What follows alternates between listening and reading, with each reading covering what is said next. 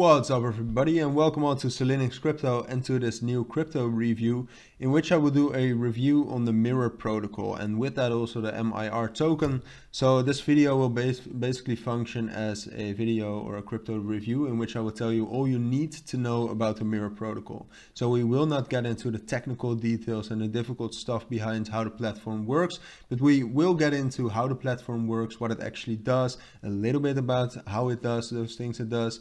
But also the tokenomics on the MIR token and Audit Report, which is basically a report on the coding used for the platform and smart contracts.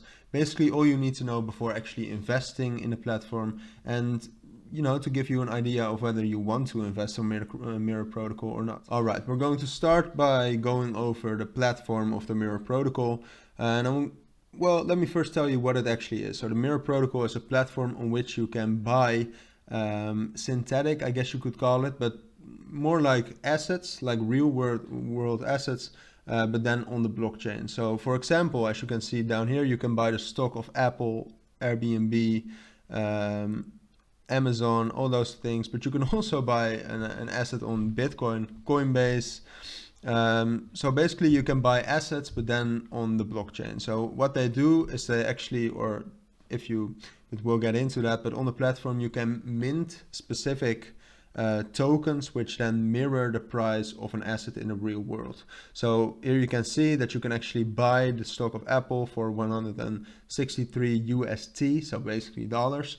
And the Oracle price, so what it actually is, or the Oracle basically retrieves the information, or it pulls the information off of the real stock market into here, is 162.95. So there's a small premium right here to actually buy it on the blockchain. So you do pay some sort of a price, but what does happen is that when the usage of the MIR protocol actually increases, that would mean that the premium probably goes down, because you can basically stake and you can add to liquidity pools and you can short specific cryptos or synthetic assets on this platform to bring that premium down. But that's, as I said in the intro, that's a little bit on the technical side. We'll first go over the platform, how it actually is. So here you can see my page. There you can just connect to the wallet, and after that you can see the assets you have on the MIR protocol.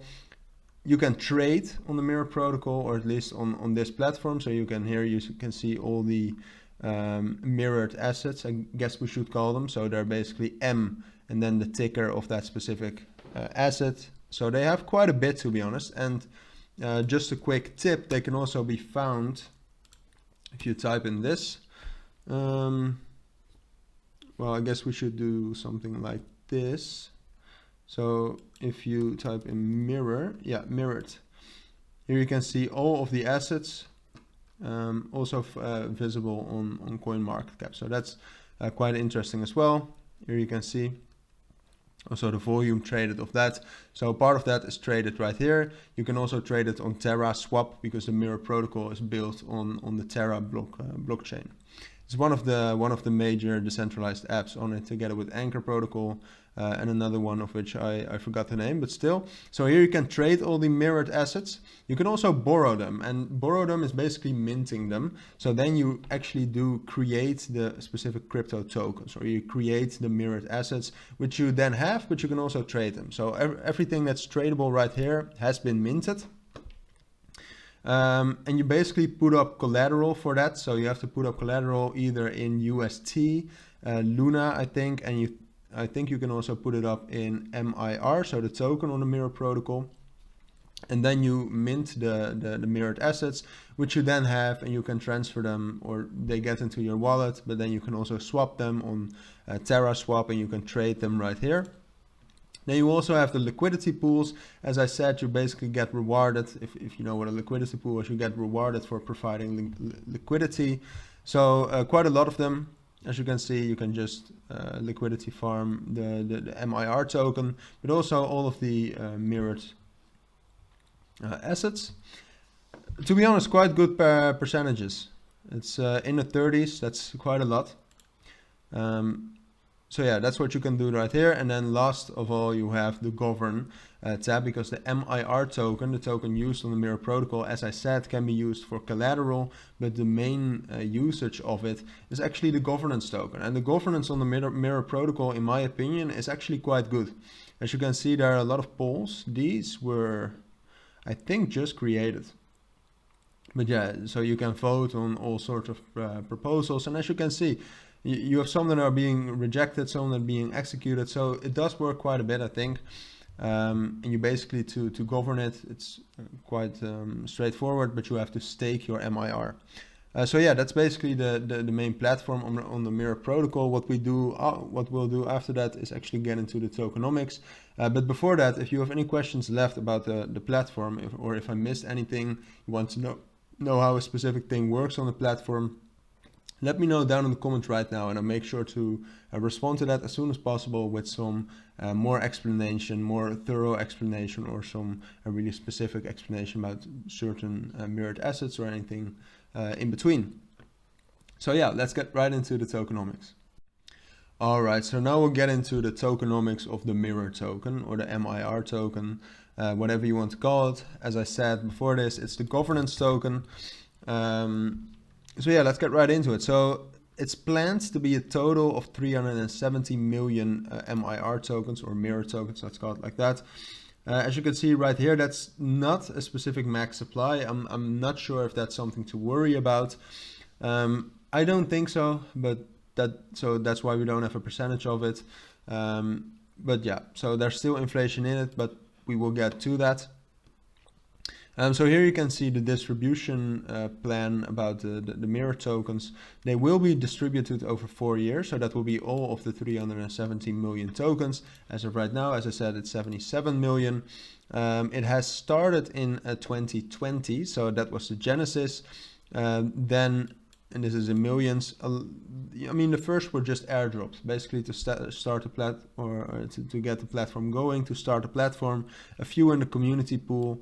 Year one, so let's just say 2021, is a lot of inflation, as you can see. A lot went to the liquidity pool of the M assets, and also to the MIR token liquidity pool.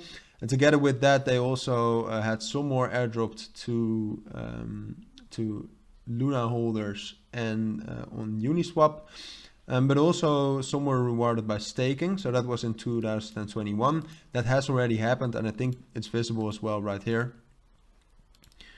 Yeah, quite a bit. I mean, as you can see, the price right here was higher than there, and the market cap was higher here than there. So that means more tokens were released into circulation. So it's visible as well on the charts. But that was the first year, 233% inflation.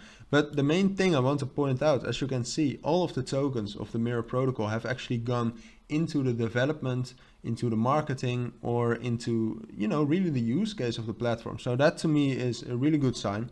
Year two is less inflation, 40%. That's still quite a lot, but I mean, we have seen bigger growth in actual cryptos, in the price of cryptos. So the growth of the price could definitely be bigger than this, and then the inflation is not something you have to worry about too much. But as I said, year two, so that would be 2022. A lot went into the liquidity pool, so a lot into actually the functioning of the platform. Then year three, so 2023, less inflation, down to 25%. 2024 down to 15%. So there's still inflation in it, but then again, you can also stake the MIR token. So if you just stake it smartly, the inflation shouldn't hurt you too much. Here also quite a bit to the community. The staking rewards remain the same, and the airdrops remain the same as well. These go up, so the liquidity pools of the MIR token, but also of the mirrored assets, which in my opinion is only great because they account for the fact that the platform will grow and that might need more liquidity. So this is the token distribution at the end, as you can see. So yeah, that's basically the tokenomics for now. I think that's the most important thing to know.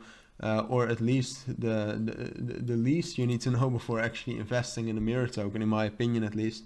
So this was a small summary on that. After this, we will get into the audit report, and I will explain again what that is as well.